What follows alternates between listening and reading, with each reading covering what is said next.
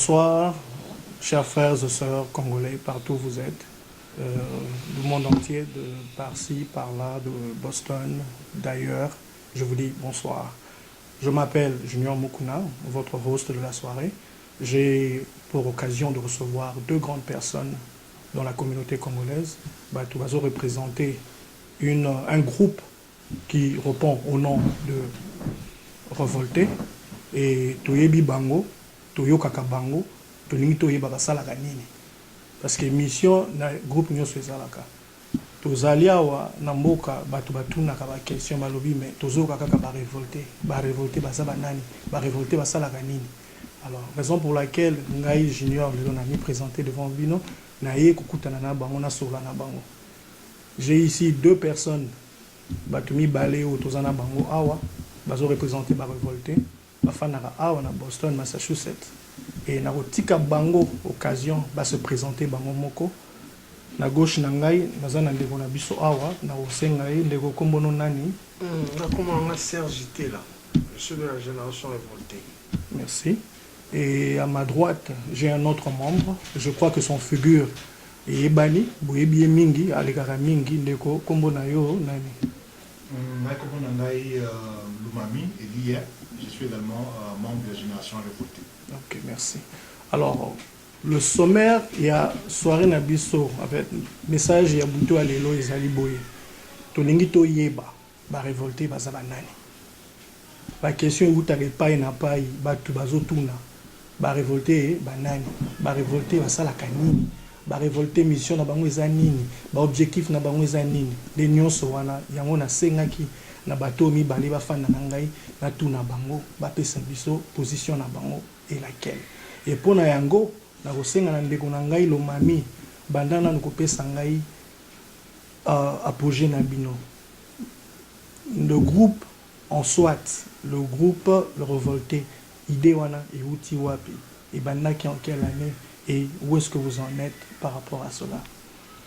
Merci beaucoup, Monsieur Junior. Et c'est pour nous un grand plaisir et surtout la joie de vous voir nous approcher et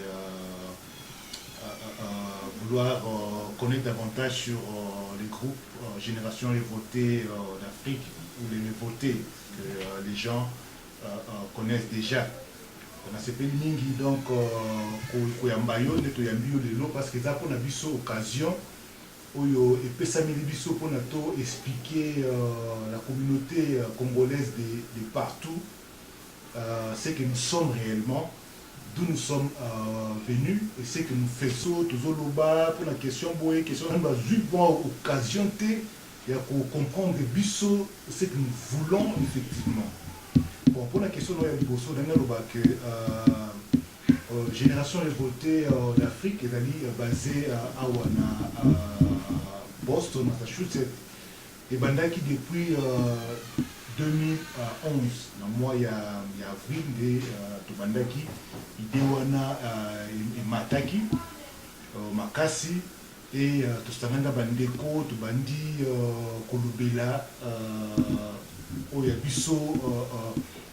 Projet et idée de la génération révoltée peut-être que moi kewana trouvé assez tewana ils allaient en fait pour na tout monaki que non ma kambu oyo toujours likingana Congo et Salama ils allaient ko Salama quand on a parlé avec beaucoup d'Africains c'est presque partout ma changement et au Salama mutuba le pouvoir au ba tema ke ba le au monde que non, il faut répéter que le pouvoir BBC, donc on sent que les Africains ou les Congolais en particulier ont un problème, il y a ma valeur.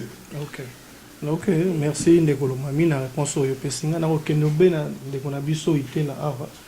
Ndeko position na yo na mouvement eza nini? Na komakisa ndenge partenaire na français ça tout ba.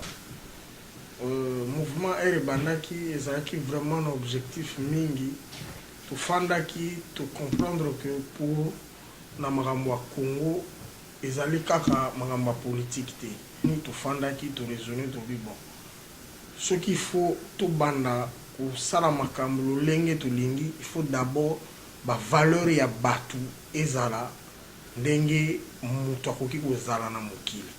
Muni toza na mboka poto lelo quand même bango balongi mo ba valeur ndambo yango moni biso tofandaki to raisonner to lobi non. Pour sauver notre nation, nous ne devons pas seulement aller dans la politique, dans l'économie, mais nous devons d'abord commencer par l'éducation, la valorisation, immoralité si là, impunité si là, et nde yango vraiment eloko vision makasi biso génération révoltée tozanango yango wana. Mais kokata yo te na kati yo te na mokuse balobi ndeko na yo lomami toyebi na Boston. Rumeur ne balobaka ba rumeur na pesi ndeko na nga damu na musika mbote pour na musala zo sala parce que moi rumeur wana pe sali ke batu pe bazala na ba problème.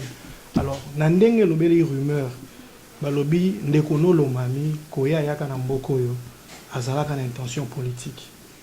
Mais lelo yo zo loba na ngai que mission ya révolté n'a rien à voir na politique. Eloko nini yo koyebisa bato oyo bazana sima bilili baloba ke non mission na bango eza autre que loko balelaki biso na ebande. Ezali ndenge na koloba ndeko lomami akoya kozala na ba ambition politique. Mais elle to fandaki to raisonner pour na to sala génération révoltée to se bazaki mingi na éducation lolenge oyo nazoloba que ba valeur ezo faire partir na éducation. Alors ndenge lobi que génération révoltée vision nango eza politique te. Effectivement vision la génération révoltée eza politique te.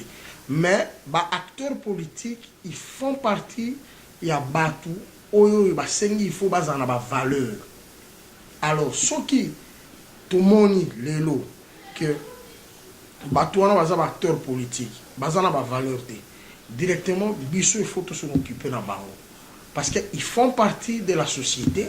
Et biso tolingi société congolaise en général ndenge to bandi kande walobaka la charité bien ordonnée commence par soi-même to bandi na pas na biso na Congo mais vision eza très eza moi moulayi mingi parce que tolingi ezala basé pour toute l'Afrique ndenge kaka yo moko tout na question muta kokoza na ba vision politique amoni que non biso ne surtout to na politique makambo zo bongate. Tomegana kozonga non total na éducation à partir d'éducation ne komema biso to kende ti total soki plus tard vision wana otozalaki na ngone bandeli so peut to kokota ngona politique mais quand même tolingi ba valeur ezonga na société congolaise et à partir wana de soki biso vision na biso to moni vraiment que ba valeur izongi et koti ale ne to kotala siko sur le plan B. Qu'est-ce que nous pouvons faire si on va se pencher à la politique, on se penche à la politique. Mais ce qui se penche à la politique, tu as une vision na biso otozana. Merci beaucoup. Na ozonga bona ndeko lomami, lomami. Tozana batu na communauté oyo bafandaka, bayokaka, balobelaka.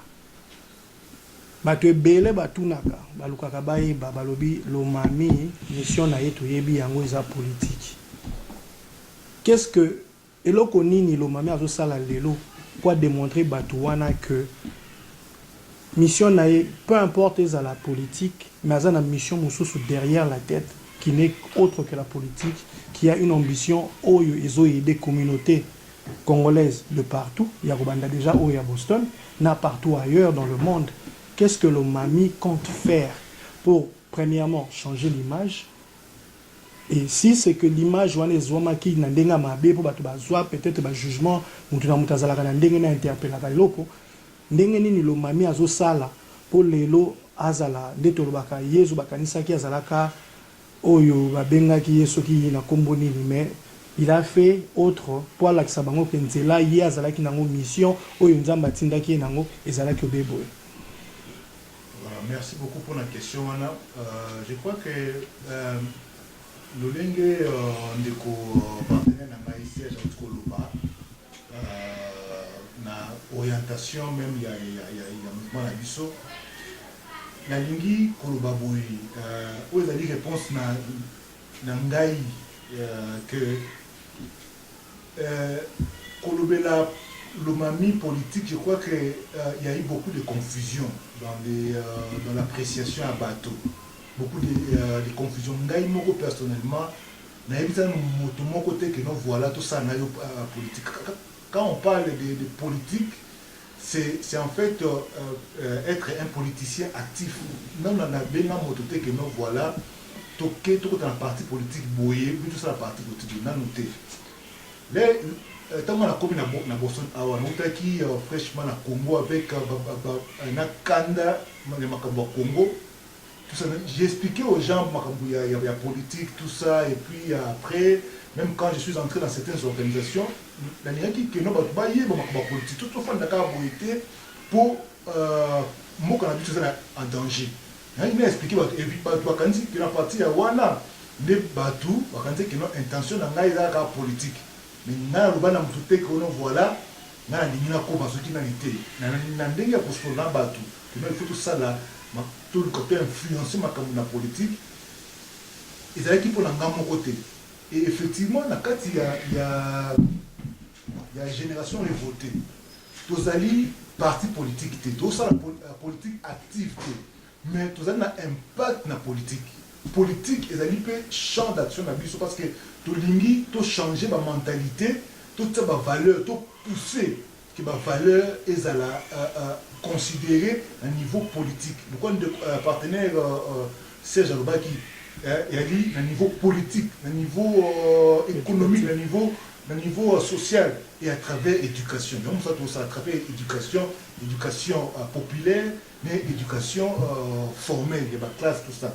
Mais, tout ce que le monde, toi, tu es politicien. Toi, tu as un gouvernement, les gens pensent que non, voilà, tout ça la politique. Il y a moins de monde qui non, le mami a même la politique. Parce que pour la banque, vous avez la politique, et ça, quand le temps, la politique, tu as un yo, ce qu'on dit directement, politicien. Mais jusqu'à preuve du contraire, la lobby intention d'engager politique, dans la politique active. Pour le moment, je n'ai pas encore l'ambition politique, il y a politique active, parce que non, dans le mandat, dans le lobby. Dans ça, là où il y a activisme, dans la génération de voter pour tout ça, changement de mentalité, de valeur, comme élément moko, et bima.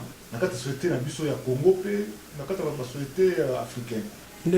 nasepeli na moyano na yo papa me na ndenge balobaka balobi boye idée kokozala efandi mais il faut koluka stratégie ya ndenge ya kokoma mpo objectif no ezala atteint yango ngai nakozonga natuna yo lisusu nalobi olobi bien awa et que oza na basusi ya que bavaleur ezala relevé ezala ebima bato banti valeur to drop bango to bwaka bango.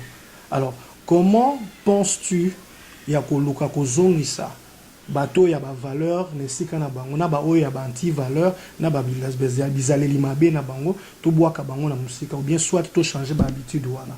Comment comptes-tu le faire? Voilà, ezali question moko très capitale parce que là même c'est ça va déterminer succès na biso to échec na biso. Biso toali kosala yango lokola partenaire Serge Alobaki à travers éducation. Éducation bon à travers autre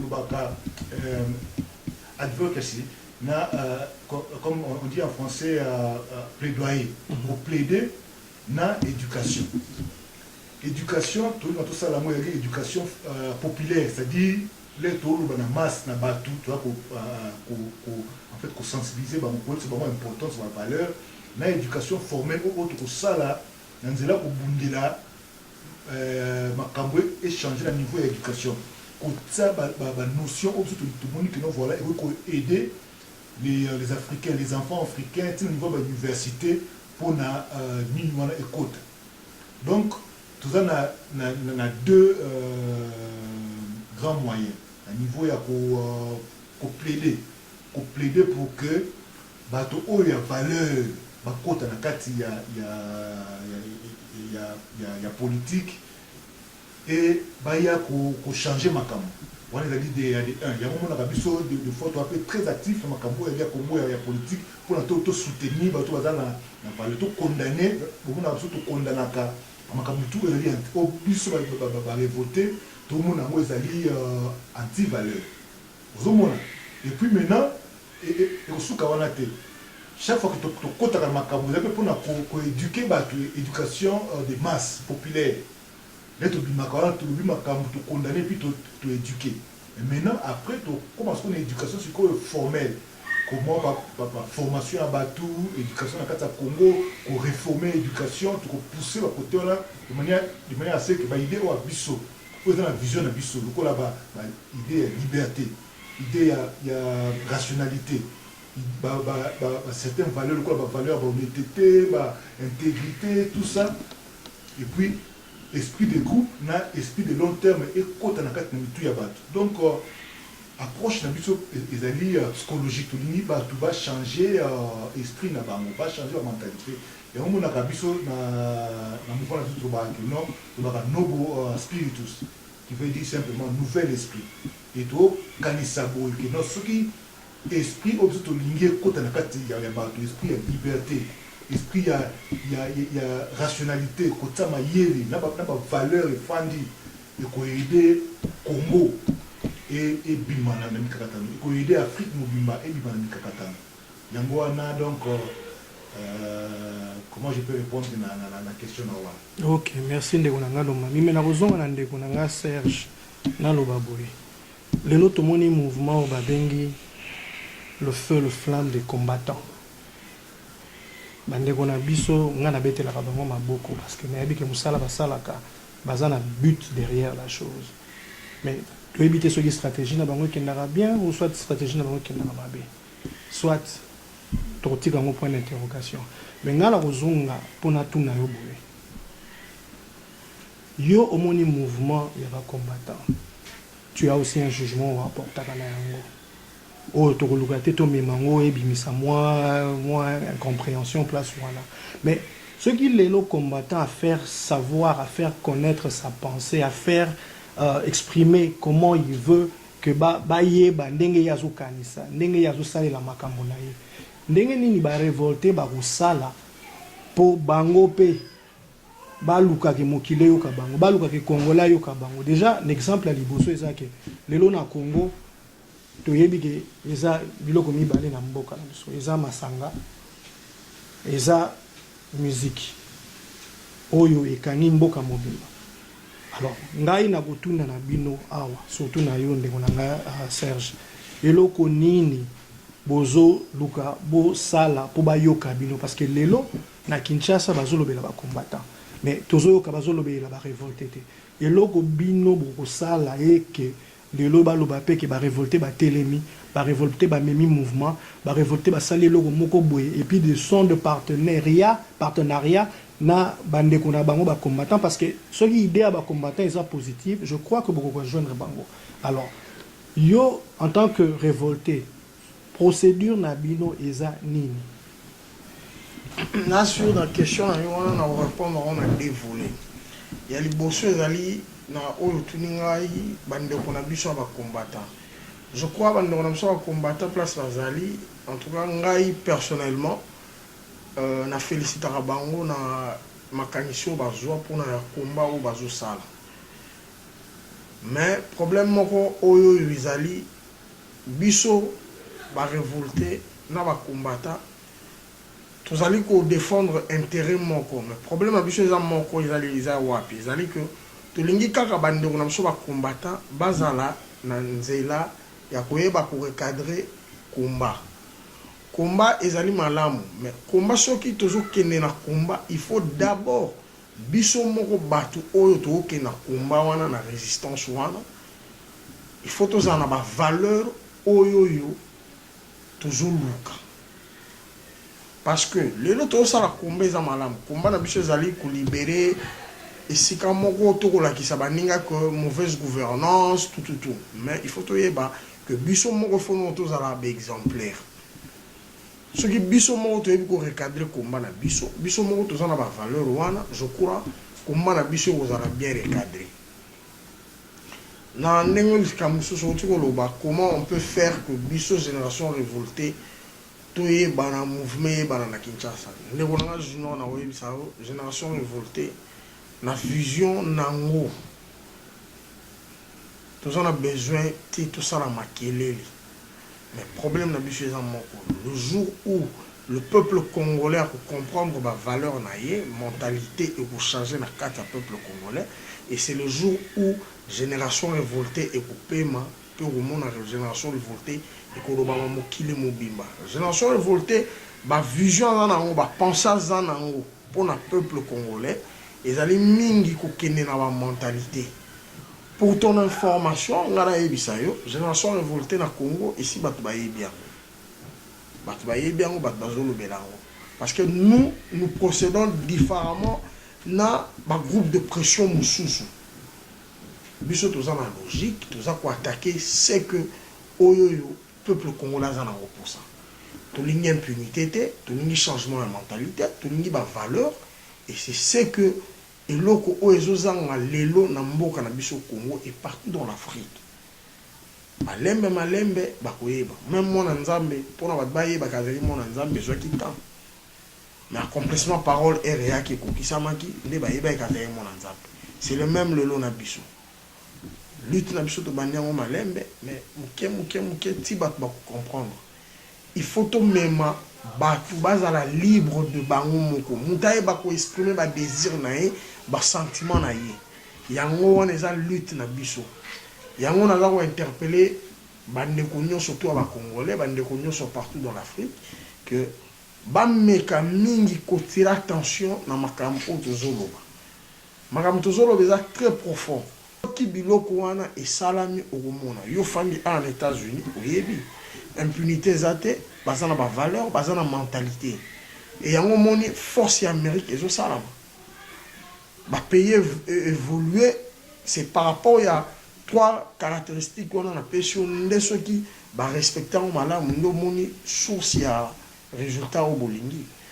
Pour ton information je t'informe que la génération révoltée est ebani na Congo déjà tokoki ko procéder na ndenge musu te tozana ndenge na biso tozo procéder et bateau balanda biso ba comprendre et loko nini biso te. Merci beaucoup Ndekonanga Serge et tokozonga boye poto tuna actualité ya ba révolté et loko nini bazo sala sikoyo place nini bazana makambo bazo sala et puis place nini bazo kulinga bakoma et pona yango na kotuna Ndekonanga Serge amina Ndekonanga Francis je m'excuse Francis actualité présente. Premièrement, avant d'y arriver, Naosenga Opesa déjà dès le départ, message même pour Nandekonabiso Autokufa, le King, Kester et Menuya. Qu'est-ce que tu penses? Qu'est-ce que tu as comme moi, Babinga nostalgie, il y a King Kester et qu'est-ce que ça te fait? Comment tu te ressens en fait, aux autres sentiers par rapport à Yaliwa et King? Bon, je voudrais, avant même de répondre à la question, rapidement parachever pour le partenaire Serge Alobi. Okay. À propos, il y a différence de biso na combattant. C'est très très important parce que boni et donc bato bali koyebate mouvement la biso génération révoltée et botami na 2011 quand presque mouvement ya ba combattant pe na nini wana donc botami presque na même moment ozomona avec bato mususu o vraiment balanda la biso bayebi mais le mouvement va combattre il y a un mouvement oyo na ba méthode na bango ni ba sala tout ça et ça a beaucoup plus de bruit à mon la biso mouvement la biso et ça vraiment mingi parce que les mon batu congolais mais ça mingi na polémique mais ça mingi na biloko mo ndingi wana mais biso to bi que notre ko étudier la méthode wana té biso ce ne sont pas ba méthode efficace pour na ko soit changement profond ya comprendre la biso mais toza wana depuis presque les mouvement bandi partout dans la France, dans la mine, tout ça, partout, dans la marche, wana ti na ba élection à révolter tout ça beaucoup d'actions, mais toza un peu du côté un peu en fait to côté na parce que bandi ko na biso mususu va utiliser la méthode oyo, ça fait beaucoup plus parler d'eux zomona, mais biso eloko oyo là où biso toza na mode d'accord te là bandi ko na biso ba combattant, nous apprécions pour autant que toli ko apprécier détermination na bango, courage na bango ya kolobela comme mboka, autant nous sommes en train de dénoncer ba pratique na bango mususu bali ko sala, parce que pour na biso ils allaient ko perpétuer ba anti valeur na kata mboka biso ba révolter ba tubazo ba tout ça nous sala mingi pour na ko tsa makambu ya valeur na kata komba oyo biso to bani ko kolobela ngo ba nyoso ba tu mingi ba reprocher ba combattre makambu mais mingi fa na gagner biso to bani ko ba depuis combien de ba finga biso te, parce que pour na ba mususu ba mon amour inconcevable un couple monsieur tellement et dénoncer ba anti valeur et pas ba combattant biso ba finga biso ba kanela biso ba promettre biso même kutu loi juste parce que quand tu ici ba ndeko na biso que non tu es d'accord té la méthode oyo boy, parce que Afrique c'est ce que nous vivons en Afrique, changement no sala mais vrai changement sala maté ce qui pour tout trika et ngone qui ndeka ndingi wana un jour ils vont comme officiellement une méthode. Bon, je ne sais pas côté, mais on va prendre l'opposition. Puis baza contre. On utiliser quand même méthode quand on a injure. Bon, bah na biso de la biso de surtout ma yo quand comme mutu siko pour yo kaye bien congolais m'a préféré à injurier. Injurier on a mutu za ce que injurier nous a vrai résistant, vrai combattant, yondo lingi mboka, mais en réalité quand vous regardez la personne en fait de près, il n'a rien de valeur. Si vous êtes place Kabila Zali, peut-être que ça la pire que Kabila. Vous m'avez dit limité que les Congolais pas s'attacher au local.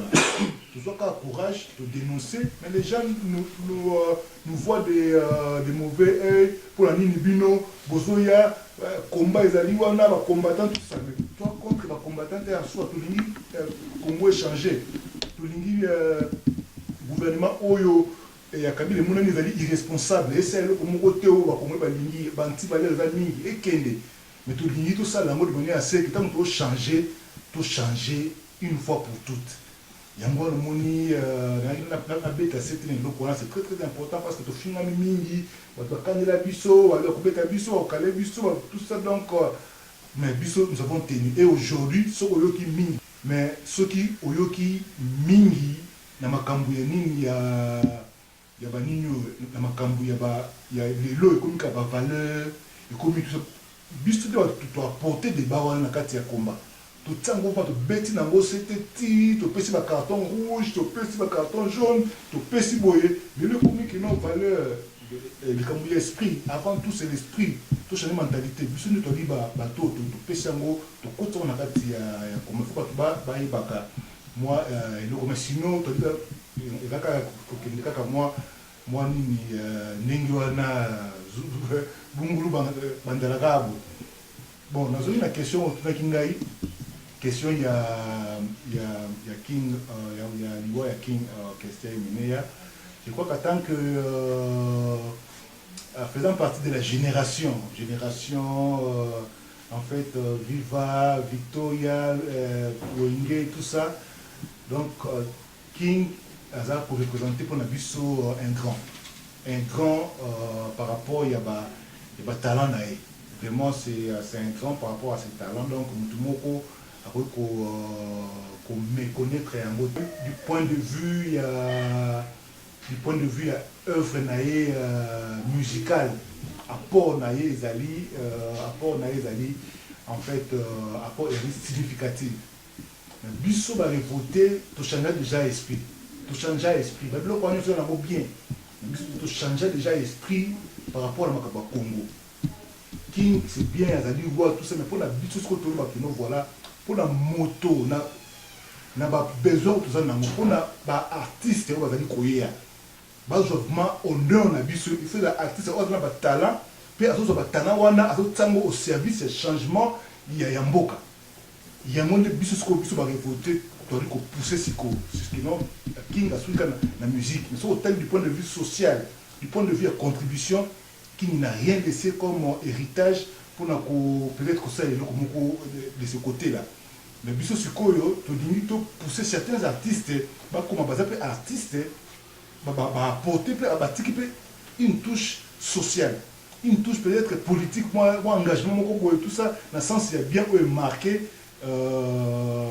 marqué nation parce qu'il n'y a pas que des musiciens, il y a beaucoup de gens qui font beaucoup de choses au Congo et qui méritent aussi honneur. Mais tout dit que nous à tous les niveaux tout talent na yo maël on ma pesio tsango au service il y a développement social au service moi il veut faire une ONG quelque chose comme ça on a pas idée on a biso va révolter autour de tout le monde na parce que tout lingi na combat oyo et aider Congo et Pima vraiment na mais na kosenga na yo tozonga mwa muke na likambo ya king avant que na tunga ndeko na biso Serge na ko meka ko appeler loko moko balobi batu lokola ba king Kester nzamba que son âme repose en paix azalaki mutu malgré lui azalaki na ba difficulté azalaki na makambo ebele sima na sima soki ozo senga ye déjà mutu en tant que musicien oyo lelo ba musicien balela kapé balobi toza na studio te toza na boete pour lelo quand même bazwa na oyo bazwa ka muke wana ba pesa na famille na bango alors soki ozo senga ye a contribuer na vie sociale ya mboka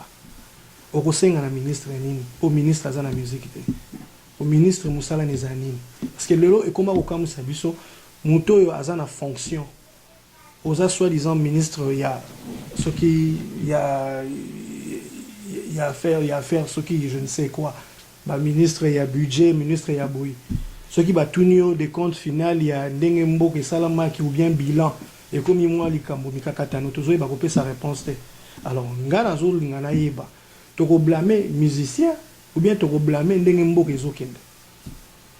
Bon, ngai toza ko blâmer ye comme tel te ko blâmer ye ko c'est parce que yo sengi na ye oui azali nouvel esprit na to boité parce que na ko pesa exemple na ndenge lobi nouvel esprit ndeko na biso fali azana organisation azana ONG na ye ozomona alors ils ont le moko boy il faut peut-être ba oyo ba na sima na ye ou bien baza likolo na ye bazwa pe maele bazwa ba aider ba o mususu mais soki mwana wa moke lokola fali asali musala ne bien après si occasion na ba ndekone mususu bazomona pasi ba profiter na o yazo gagner alors pourquoi pas ba tout lokola ba Koffi Olomide ba Jibe Piana to ebigende ko na so wera so na sala ga ebele na mboka wana mais ba oyo mususu ba sala kate pourquoi ils ne le font pas alors yango na lobit est-ce qu'il faut to attaquer ba musicien na likambo wana ou bien to attaquer batu parce que mutu nyonso na mboka na koma moi na zui yanga na chena poche au moni kosala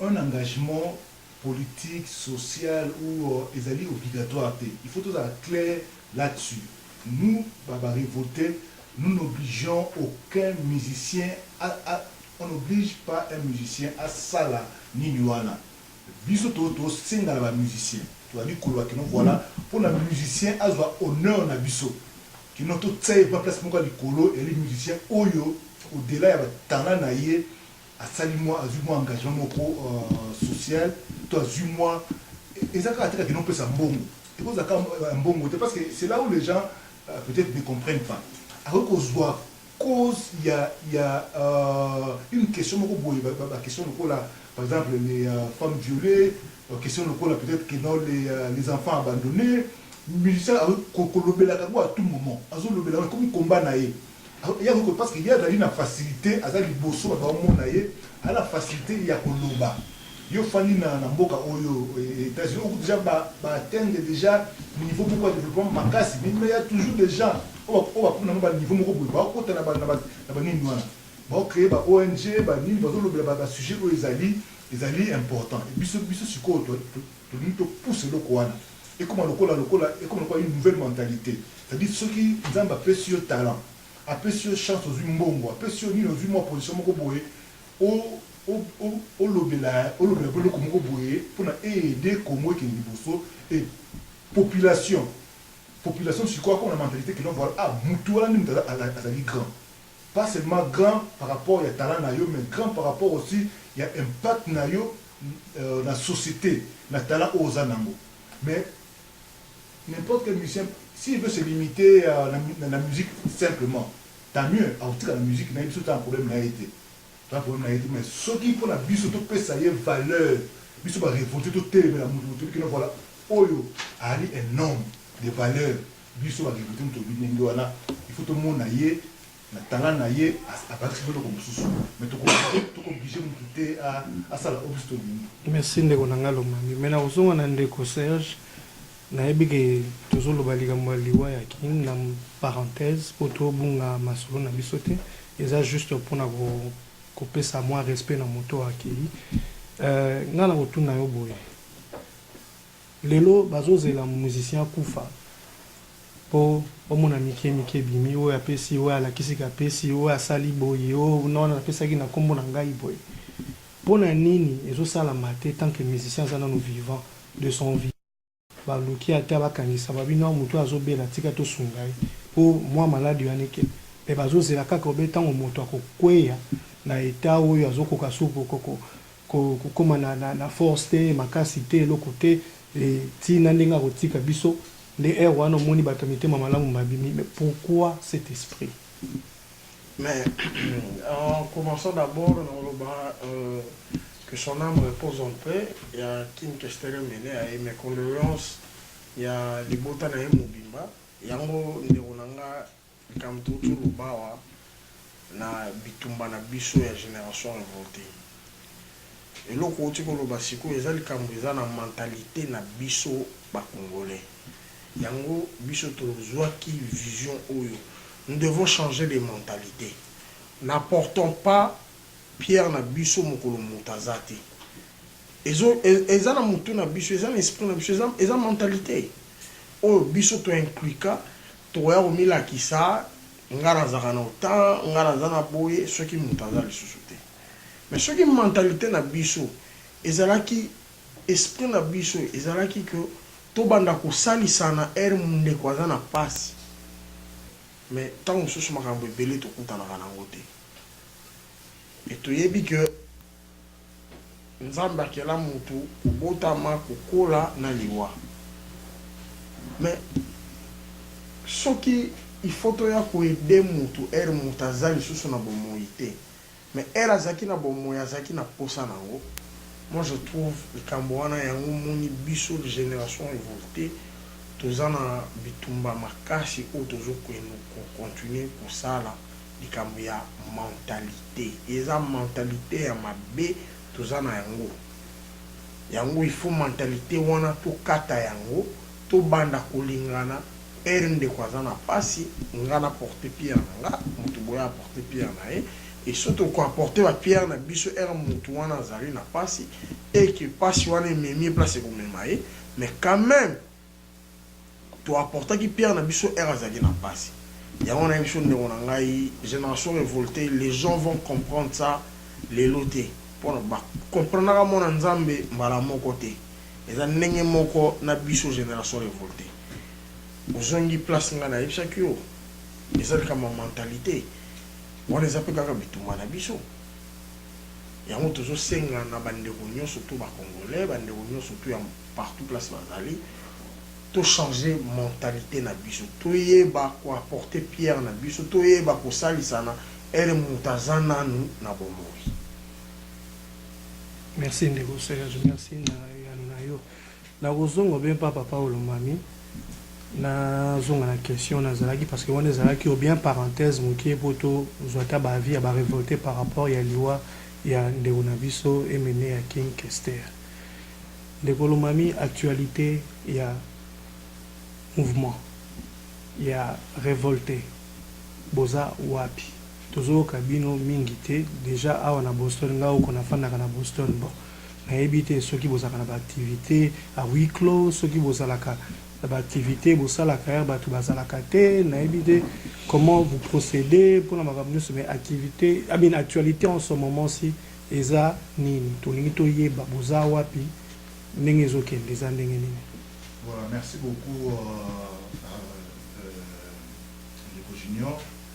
Je crois que pour le moment, Bissot doit aller beaucoup plus à concentrer sur l'avancement du mouvement. On y Bissot doit aller travailler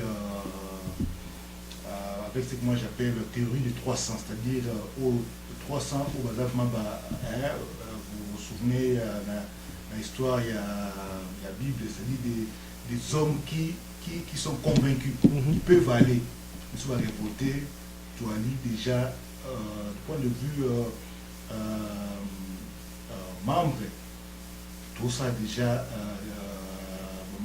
membre très important partout, pas seulement à Boston, et partout en Europe, déjà il y a des gens qui ont souscrit, il y a des membres qui ont Kinshasa déjà. Ce qu'on année où il parce que Bissot tout doit fonctionner par rapport à l'objectif. Donc il m'a dit toi dans Moussala ma casse. Année où il y a qui année à enracinement. Bien qu'il y a année à enracinement. Parce que tout ça mais c'est ça le mouvement à niveau il y a out. C'est-à-dire qu'il n'a pas tout ça va comme il y a légal tout ça va donc tout ça là tout bon c'est déjà fonctionnement mouvement du point de vue il y a des membres, cotisation, tout ça. On a beaucoup travaillé l'année passée. Tout le mouvement il y a Boston, il y a Massachusetts, il y a New Hampshire. C'est ce que nous avons fait l'année passée. Et l'année où il a dit il a dit année avancement. Il dit qu'on doit avancer maintenant. Et l'année où il est beaucoup plus installé mouvement au niveau il y a Congo, tu vois déjà les membres de la Kinshasa, la Goma, la Lubumbashi, et nous allons maintenant commencer avec parce que le vrai combat c'est au Congo, c'est pas ici. Et nous avons déjà commencé à attaquer là-bas, tout ça la légalisation qu'on a. Donc, au niveau il y a au niveau il y a le ministère, tout ça pour légaliser le mouvement à Bissot. Au Bissot, on doit se préparer peut-être que l'année prochaine, j'ai tout banda mais surtout au niveau il y a tout 6 encadrement, il y a New England. Tu vois, la New England, tu vois 6 États. Aux objectifs, il y a Néo. Tout fan c'est la représentation, le bureau de représentation à un niveau il y a New England et puis bon, na ba état super Europe, niveau il y a France, Belgique, Canada, tout ça. On appelle bateau déjà on appelle déjà activité mais objectif là d'abord to avancer ici to kanga du point de vue formel, c'est-à-dire que nos membres sont engagés. Parce que toi, tu vas sympathiser bien. Tu dis que les membres, parce que la génération révoltée, tu dis que les membres sont sakanate. Les Congolais, ils disent que les sakana mingi, ils disent que toi, membre était, toi, beauté. Ils disent que où tu es, où tu ne l'es pas. Tu dis que toi, c'est déterminé, on a convaincu la vision de Bissot. Bissot, il faut convaincu la vision. Ou on a convaincu, auquel groupe nous sous. Et tu as bien travailler la théorie à trop. Donc, c'est que cette année, nous concentrons notre activité à l'avancement du mouvement. Nous, maintenant que notre mouvement est avancé pour Bissot, mission à Bissot, il a lié à long terme. Donc il faut davantage pour ça un mouvement une organisation très forte pour vraiment pour atteindre, pour réaliser mission et pour atteindre l'objectif où nous s'est assigné. Donc d'ici là, à Boston, tout ça, la réunion à Bissot, à niveau pas seulement à Boston, parce que tu as dit que l'organisation à Boston, tu as dit basée à Boston, mais organisation mondiale, là où il y a tous les Congolais et au Congo. Donc, mais ici, nous sommes en train de faire nos réunions chaque mois, soit à Boston, soit à New Hampshire, soit à Maine. Et ici, là, le dimanche ici, tu as mis la mission na Portland, à Maine, pour nous faire la réunion il y a mois, parce que nous avons lobby, nous à soi la représentation à tous les États, il y a New England. Donc nous faisons beaucoup d'activités, nous sommes un peu partout. Si vous allez sur notre YouTube, vous allez sur notre site, vous allez voir l'activité de tout ça là pour avancer dans la mission. Bon, pour avancer dans l'émission Nabiso et la bande la minute aussi ça. Et question moko pe ya suka pona ndeko nanga Serge et Iboye lelo tozomona bozoloba bozo dénoncer ba anti-valeur ndeko na biso kamere lelo abebanaki soki na ndeko na ye moleka ya mwasi kobebana babebani ye wana babotoli ye ndako ye wana bapekisi ya voyager ye wana basali ye boye ye wana ekomi boye oyo ebaluki ekomi boye. Qu'est-ce que toi en tant que membre y a révolté en fait ta façon de voir ndenge nini omoneli likambo oyo ozojuge yango ndenge nini approche na yo par rapport na eza ndenge nini?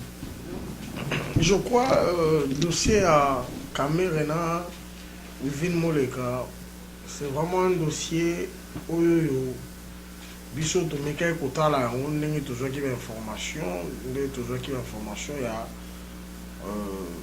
ya bato nyonso ndenge tolandaki na information que Camere adenosaki batricherie elekaki na 2016 esalaki ke ndeko Vin Moleka amonaki yango bien te amemaki la justice et ministère public adecidaki ndenge akoki kodécider et jusqu'à preuve du contraire ndeko Camere azali libre et azosala baactivité na ndenge azosala. Na deuxième question na ndenge otuna ngai likambo nde bapekisaki a voyager ndenge esengaki a voyager na makambo elekaki babotoli ndako bon ndako en tout cas na sujet ya Camere ya makambo ndako biso tobetaka mingi sete na likambo oyo toza na information soki toza na information te tolingaka monoko na biso to kanga yango pona tolingi te lobby ebalukela biso awa tala bato bao défendre ba valeur ayebaki information te mais tala makambo azoloba na TV na sujet ya makambo ndako nayebi te ce qui s'est passé mais na sujet ya information ndenge tomonaki biso nyonso tout à 3 reprises bapekisaki a voyager na ndenge na 4e fois ndenge bapesaki autorisation à voyager tikanga na kata momuke balobaki na likambo ya ndako azwaki ndako ezalaki ya gouvernement epesaka ye ndako afanda na ndako wana apparemment afutaka loyer te nde lelo balamukeli balandi ye po afuta loyer e bamoni afutaka te nde babengani ye. Alors bozoloba bozodénoncer baanti-valeur yango na kozonga mwa moke na nsima nazonga na likambo ya Diomi Ndongala même situation parce que lelo aza attaqué pour des causes que personne ne sait démontrer jusque là à côté là qui est court au moins je sais pas ceux qui 20 avocats ceux qui 20 juges na yebité likambo ngo ezaka tozoyoka oya lobby mais ti sikoyo tozoyebate point nango ezani tolandaka likambo ya Koffi Olomide. Donc c'est pour dire celui qui a la force derrière lui, l'argent, facilement gagne dans un pays comme celui-là, qui est connu partout ailleurs. Mais on dirait loi, on dirait moi, Miké, oyo ya que tout l'andata, moi, ndenge mboka, il faut s'engeme les landala. Et ça la makate. Alors, ce qui, yango, nazoluka na yeba, na bino, ko dénoncer ba anti-valeur, beaucoup dénoncer ngo pas ya ba Congolais, oyo, bazana elo côté, ou bien na bateau bazana biloko parce que bateau bazana biloko wana ndi bazo étouffer to roloba bateau bazana biloko te et bazo se dire au-dessus de la loi au-dessus de beaucoup de choses. Toyebi Moutuloko la Francis Kalombo, Azalaka producteur. Leloé Wanambango a commis juge soki avocat. Alors, on ne sait pas savoir les positions des gens, on ne sait pas exactement qu'est-ce qui se passe. Toujours comme information dans musique, en Bokéza, des milliers de kilomètres, mais en tant que vous, membre, il y a un groupe, un mouvement qui cherche à changer la mentalité du peuple congolais. Ce qu'il faut changer le peuple congolais, vous monitez que c'est que beau n'a éduqué le petit monde. Consciemment pour lobby parce que au moins moins matière moins éducation pour mais peuple a lelo aza obe masanga obe musique sikoyo bino bokosala ndenge nini parce que ndelo nazoluka na luka na faire comprendre ba peuple bino mission parce que bayebi eloko bozolo bato yebi bato nyonso bayebi mais bino bokosala ndenge nini. Donc, je vais répondre à la question. Je crois que je répondre à la question on a deux volets. Le premier volet, on peut prendre l'exemple de la caméra, le gouvernement peut s'acquier, affronter, mais le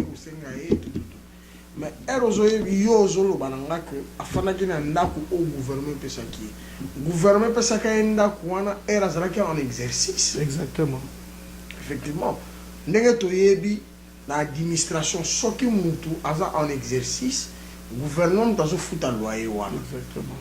Effectivement, ce qui exercice na ici, le gouvernement doit s'en charger, na barrière, on a surtout ceux qui vont nous les alaki. Il y a un azole bisa bien boy. Biso génération révoltée, tout le monde a mingi dossier où tout a information sûre. Si vous avez information sûre, tout le monde a penda pour bêta cette mingi.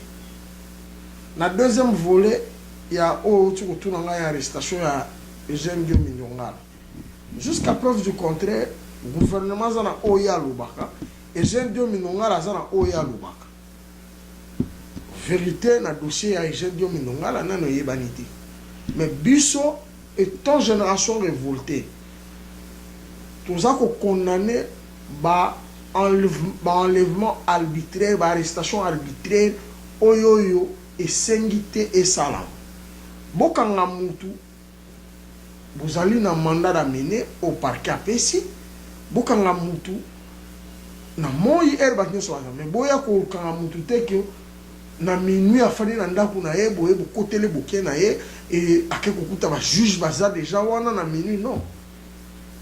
Yango biso génération révoltée pour nana kene na troisième question na yo autour na nga ya Kambuya ba peuple na biso bazana masanga bazana musique effectivement peuple wana yango toujours la musabango lelo toujours ibisa bango c'est le moment on en a marre ya ba biloko wana nyonso tout ce qui lelo Congo za subir ba conséquences aussi c'est parce que nos politiciens nos acteurs politiciens ba eko comprendre que le petit peuple za est belé et baza borné na makamoko mais le peuple congolais na otoza ko accuser o ba accusa kaza muta masanga mutu ya musique lelo za ba peuple congolais wana te j'espère mona ki réaction ya makambo elekaki na 2011 et na 2006 c'est pour dire que peuple wana lelo na confiance onga na za na ngona peuple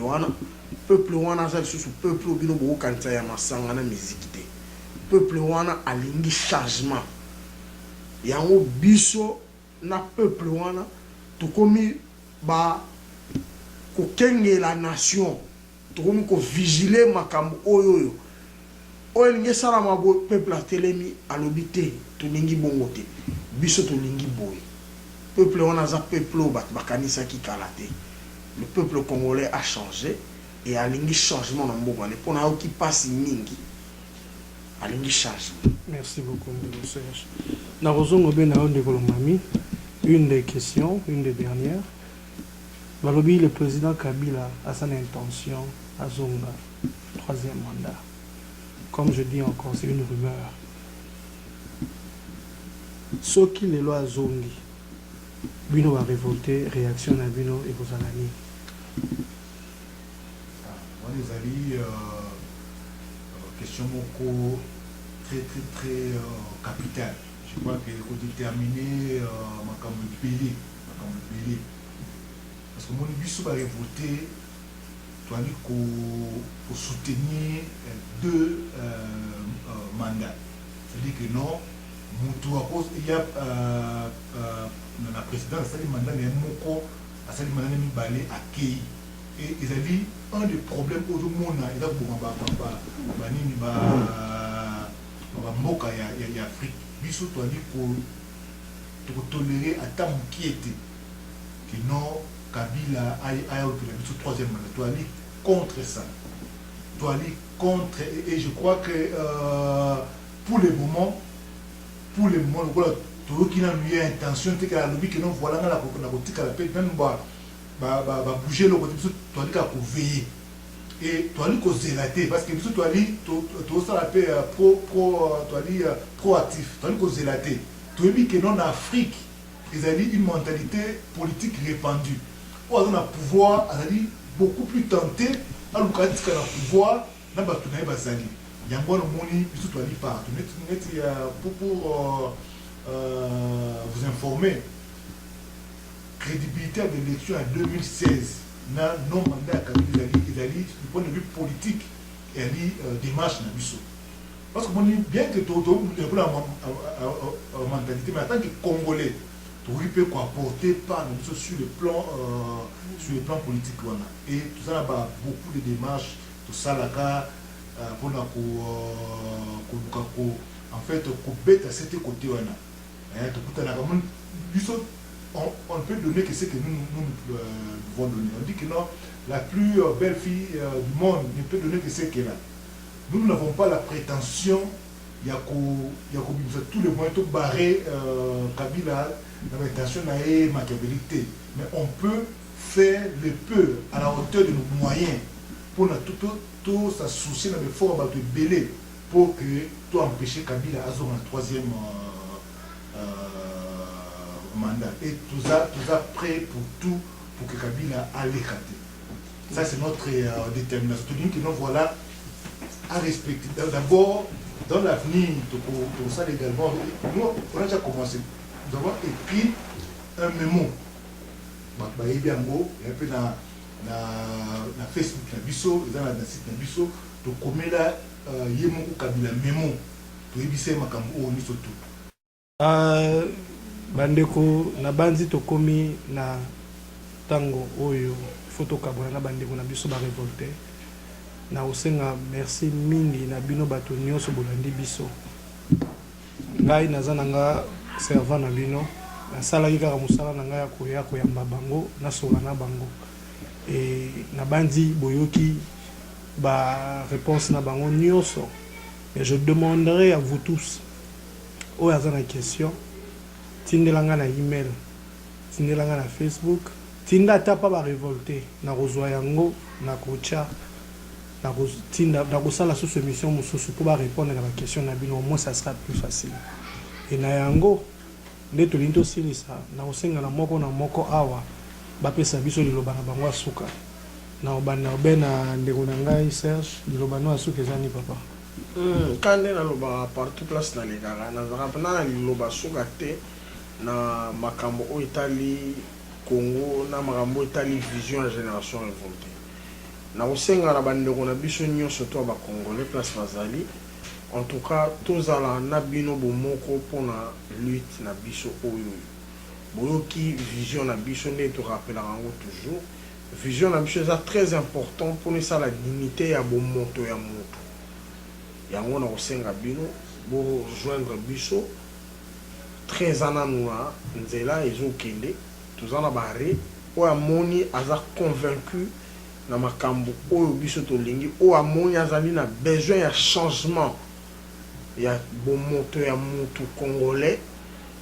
La porte est grandement ouverte et website na biso ezali tozana na Facebook tozana na page na biso. N'hésitez pas de nous contacter. Il y a quatre sangana tout bunda biso surtout pour la lutte moko et aux alamala. Ndeko Mami, na yo liloba ya soki eza nini papa? Nalingi kaka koloba boye zwa idée sur oyo biso toali kosala oyo tolingi. Et lokola partenaire Serge alobi, porte na biso ezali grandement ouverte. Et notre bateau est là. Et vous pouvez venir, ce que vous dites maintenant, on est convaincu. Au monde arabiso peut venir de Bakar, au monde qui ont partagé vision à biso. Et que l'ingé peut oya otia pierre na yo na kati ya combat na biso, na lolenge na biso. Tu dis que non, oui qu'on se bat sur tout est sous les amis, que nous bunda, notre lingi changement. Ceux qui ont moni que non, on va se retrouver na au biso to li ko sala, na lolenge na biso. Yaka bete na biso porte ay pa na biso to na fonctionnement na biso peut-être na balasima to ça dit ndenge biso to ko fonctionner comme ça boya bo renforcer mouvement oyo to lingi vraiment au to be nango révoltation c'est vraiment changer et changer les autres. Nous voulons biso tout à fait exemple ya changement au to li ko koluka to ali ba santé biso ba révolté toi tu na biso toi pas parfait non toi pas parfait toi na benere na biso toi na ba valeur OP biso mo photo bongisa mais tout ni ensemble tout tia question ya valeur na katikati na centre na makambo ya Congo ezala nga ezuinga ye révolté ba Congo ba telemela ngai ezala ezuyo combattant ezala ezuyo pour boy ba Congo ba tout na yo ni non yo na valeur te le moi place moko boy de but naturellement boya to sangana to elongo comme ça to luka to changer profondément mboka na biso pona to bima na mikakatano oyo ezali to na mosiko. Merci Ndeko Mami et tokosilisa obe boye na kopesa bandeko na biso nyonso mbote de partout na kobanda na bandeko na biso na yambia lelo ba révolté na kopesa bandeko na biso ya bana mama mbote na kopesa bandeko na biso ya kongolisanga mbote na kopesa bandeko na biso ya kwane mbote na kopesa bandeko na biso ya genocide awareness mbote pour bango nyonso toyebi ke susi na bango eza moko ba Congolais bakende liboso mboka ekende liboso mentalité congolaise ekende liboso na yango na soki wana tomonani na mikolo ikoya. Merci.